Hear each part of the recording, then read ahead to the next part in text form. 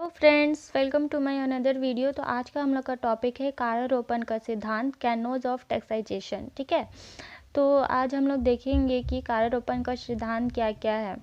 तो स्टार्ट करते हैं। कारारोपण के प्रमुख सिद्धांतों का अध्ययन 3 शीर्षकों के अंतर्गत किया जा सकता है। पहला है एडम स्मिथ का सिद्धांत, दूसरा है आधुनिक सिद्धांत और तीसरा है अर्धविकसित देशों में कारारोपण के सिद्धांत। तो पहला सिद्धांत देखते हैं, एडम स्मिथ का सिद्धांत। ठीक है, सबसे पहले एडम स्मिथ ने अपनी पुस्तक वेल्थ ऑफ नेशन में कुछ ऐसे सिद्धांतों को प्रतिपादित किया था जिन पर एक अच्छी कर प्रणाली आधारित होनी चाहिए। ये सिद्धांत एडम स्मिथ के कारारोपण के सिद्धांत के नाम से क्या है, प्रसिद्ध हैं। तो उन्होंने कौन कौन से सिद्धांत दिए, चलिए देखते हैं। ये सिद्धांत क्या है, निम्नलिखित है। पहला है समानता या योग्यता का सिद्धांत। ठीक है, इस सिद्धांत के अनुसार प्रत्येक राष्ट्र की प्रजा को अपनी योग्यता के अनुपात में राज्य शासन के लिए कर देना चाहिए। एडम स्मिथ के अनुसार एक प्रगतिशील कारारोपण के अनुसार कर लगाना चाहिए, अर्थात धनिकों को अधिक और गरीबों को कम, अपनी क्षमता के अनुसार कर देना चाहिए। तो एडम स्मिथ का पहला जो उन्होंने अपना सिद्धांत दिया, उसमें उन्होंने क्या कहा कि जिसके पास जितना पैसा है या धन है उसको उसी हिसाब से क्या है, कर देना चाहिए। उन्होंने दूसरा जो सिद्धांत दिया वो था निश्चितता का सिद्धांत। कारारोपण का सिद्धांत यह है कि कर के एक व्यक्ति विशेष देने के लिए बाध्य है, निश्चित होना चाहिए, स्वैच्छिक नहीं। ठीक है, मतलब कि वो जो उन्होंने दूसरा जो सिद्धांत दिया निश्चितता का सिद्धांत, तो वो लोग उनका मानना था, मतलब एडम स्मिथ का क्या मानना था कि कर जो होना चाहिए वो अनिवार्य होना चाहिए कि देना है तो मतलब देना है, स्वैच्छिक नहीं होना चाहिए कि मतलब अगर मन है तो हाँ देंगे और नहीं मन है तो नहीं देंगे, वैसा नहीं होना चाहिए। इसको निश्चित होना चाहिए कि हाँ देना है मतलब देना ही है। ठीक है, तो हेनले ने भी, जो हेनले सिराज थे, उन्होंने भी इस सिद्धांत को स्वीकार किया है कि कर क्या है, निश्चितता से करदाता और राज्य दोनों को ही लाभ होता है। मतलब कर निश्चित अगर होता है कि हाँ चलो इतना कर हम लोग को देना है पर मंथ, तो उससे क्या होगा कि करदाता और राज्य क्या होगा, दोनों को लाभ होगा। ऐसे किसका मानना था, हेनले सिराज का। ठीक है, अब इन्होंने जो तीसरा सिद्धांत दिया एडम स्मिथ ने, वो था सुविधा का सिद्धांत। ठीक है, एडम स्मिथ के अनुसार प्रत्येक कर ऐसे समय और इस प्रकार लगाना चाहिए कि जिससे वह भुगतान करने वाले के लिए क्या हो, सुविधाजनक हो। इस नियम के अनुसार कर को उसी समय वसूल किया जाना चाहिए जबकि उसे आय प्राप्त हो। इस सिद्धांत के अनुसार निम्नलिखित 3 बातों को क्या है, ध्यान में रखना चाहिए। पहला क्या है, कर चुकाने का समय सुविधाजनक होना चाहिए। बी, कर के भुगतान का स्थान सुविधाजनक होना चाहिए। और सी, कर चुकाने का तरीका क्या है, सुविधाजनक होना चाहिए।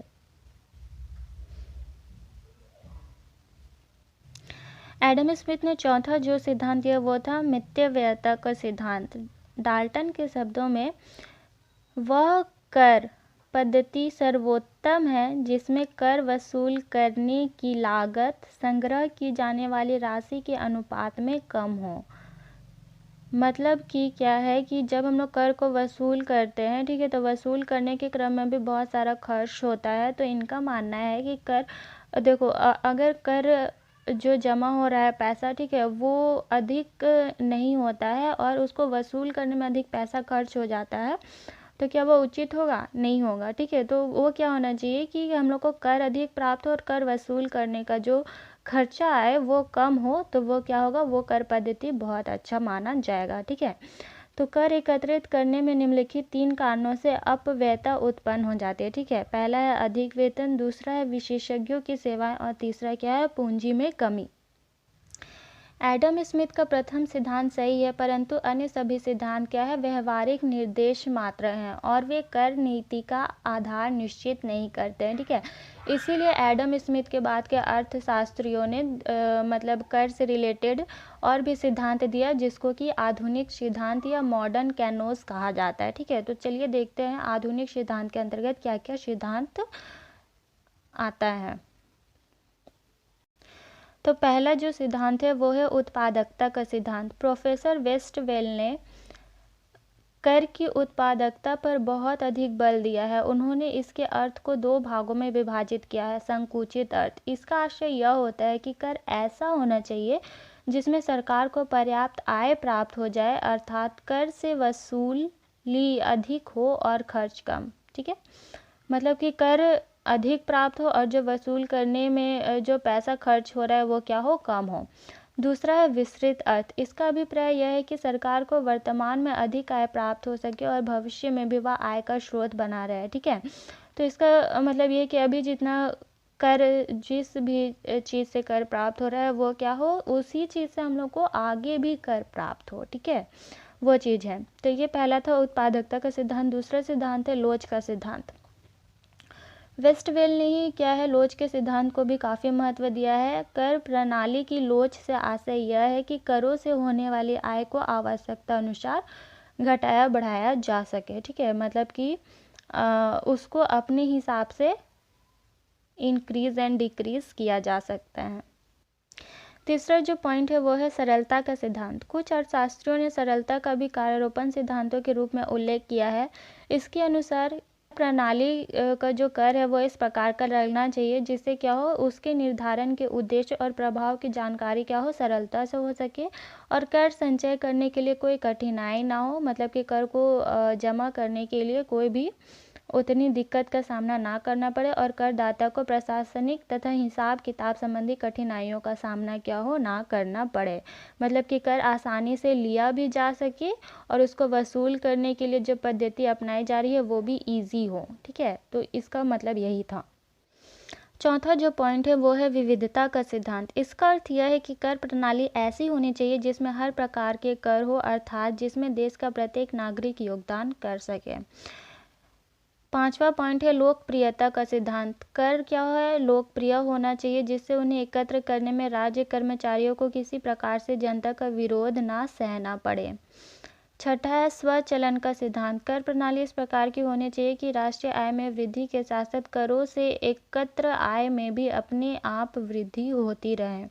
सातवां है समन्वयता का सिद्धांत। आजकल केंद्रीय, राज्य तथा स्थानीय सरकारें अलग अलग कर लगाती हैं। इन सरकारों द्वारा लगाए गए करों में समन्वयता पाई जानी चाहिए। आठवां है उपभोक्ता की बचत का सिद्धांत। मार्शल के मतानुसार कर लगाते समय सरकार को दो बातों को ध्यान में रखना चाहिए। पहला क्या है, कर उन्हीं वस्तुओं पर लगाया जाना चाहिए जिसमें उपभोक्ता को अधिक पैसा ना देना पड़े और उपभोक्ता का आकर्षण उस वस्तु में बना रहे। मतलब कि अगर एक ही वस्तु पर बहुत ज़्यादा पैसा कर के रूप में ले लिया जाता है तो आदमी क्या करेगा, उस वस्तु को खरीदना बंद कर देगा। इसीलिए उस पर कम कर लगाना चाहिए, मतलब इतना कर लगाना चाहिए कि उपभोक्ता को उसको खरीदने में कोई दिक्कत ना हो और वो उसका आसानी से खरीद सके। द्वितीय क्या है, सरकार को उन्हीं वस्तुओं पर कर लगाना चाहिए जिस पर कर के कारण होने वाली उपभोक्ता की बचत के त्याग से अधिक आय सरकार को मिले, तभी सामाजिक कल्याण अधिकतम होगा। इसको रेखा चित्र के द्वारा हम लोग समझ सकते हैं। ये ठीक है, एक्स अक्ष और वाई अक्ष खींचेंगे। एक्स अक्ष पर क्या है, मात्रा है और वाई अक्ष पर क्या है, मूल्य या सीमांत उपयोगिता है। ठीक है, ये डी है, ये एल है और ये एन है। यहाँ पे M1 और M को दिखाया गया है और ये DD क्या है, डिमांड वक्र है या फिर मांग वक्र बोल सकते हैं। और यहाँ जो L वक्र है यहाँ से इसको यहाँ खींचा गया है और N वक्र से यहाँ से इस पे सटा के यहाँ खींचा गया है। ये P1 है और ये P है। ठीक है, तो हम लोग चित्र से देखेंगे, मतलब जब भी हम लोग चित्र बनाते हैं तो उसको एक्सप्लेन करते हैं। तो चित्र से क्या हो जाएगा, एक्स अक्ष पर मात्रा तथा वाई अक्ष पर मूल्य सीमांत या उपयोगिता को मूल्य या सीमांत उपयोगिता को दर्शाया गया है। मूल्य ON पर, ठीक है, ON पर वस्तु की मात्रा OM है। ठीक है, जो ये इसका मूल्य है उस पर वस्तु की मात्रा क्या है, OM यहाँ है।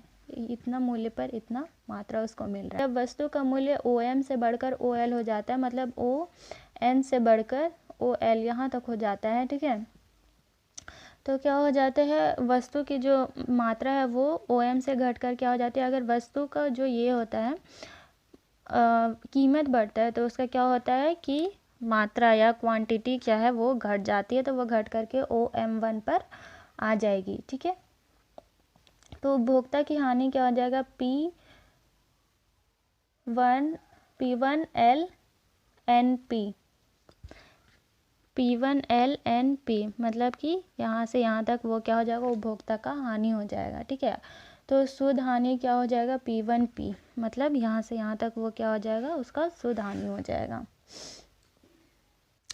इसका 9वां जो पॉइंट है वो है वांछनीयता का सिद्धांत। नए कर किसी उचित उद्देश्य के लिए ही लगाए जाने चाहिए जिससे उनकी वांछनीयता सिद्ध हो सके तथा जनता कर देते समय विरोध ना करे। गलत उद्देश्य के लिए कोई कर नहीं लगाया जाना चाहिए। ये तो क्लियर हो गया होगा ऐसे ही। तो बढ़ते हैं 10वां पॉइंट के अंतर्गत। तो 10वां पॉइंट क्या है, परिवर्तनशीलता का सिद्धांत। कर ऐसा होना चाहिए जिसमें बिना कठिनाई के सरलतापूर्वक आवश्यक परिवर्तन किया जा सके। ठीक है, कि कर का जो परसेंटेज है उसको मतलब आवश्यकता के अनुसार बढ़ाया भी जा सके और घटाया भी जा सके। तो ये था हम लोग का दूसरा पॉइंट आधुनिक सिद्धांत के अंतर्गत, ये सारा पॉइंट था। ठीक है, अब हम लोग का तीसरा है अर्ध विकसित देशों में कारारोपण सिद्धांत अथवा भारत जैसे विकासशील देशों के लिए कर का जो सिद्धांत है वो कैसा होगा। तो चलिए देखते हैं इसको। भारत जैसे अर्ध विकसित देश के लिए कर प्रणाली के कुछ सिद्धांत इस प्रकार है। पहला है आर्थिक बेशी का संग्रह। आर्थिक बेशी का संग्रह कर नीति का प्रथम सिद्धांत होना चाहिए। सरकार को चाहिए कि कारारोपण के माध्यम से आर्थिक बेशी जो इस समय उत्पादक विनियोग में प्रयुक्त नहीं हो रही है उसे प्राप्त करें।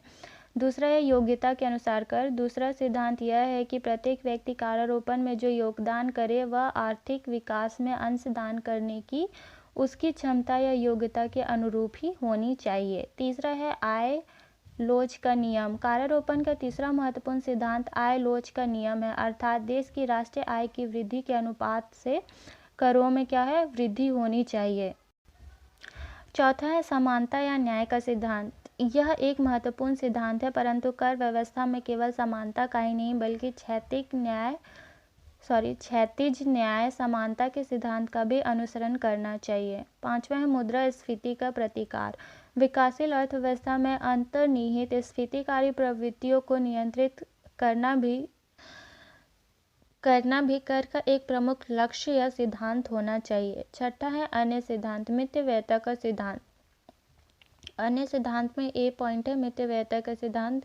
केवल वही कर लगाए जाने चाहिए जिनके संग्रह में उसको कम खर्च करना पड़े जिससे कि उसकी आय प्राप्त होती है। ठीक है, बी नंबर है कर प्रणाली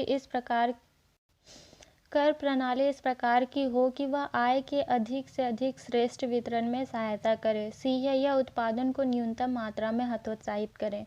तो आज के टॉपिक के लिए बस इतना ही। तो नेक्स्ट टॉपिक हम लोग का होगा अच्छी कर प्रणाली की विशेषताएं या characteristics of good tax system. तो आशा करती हूँ आपको ये वीडियो पसंद आए। वीडियो पसंद आए तो like share and subscribe. Thanks for watching.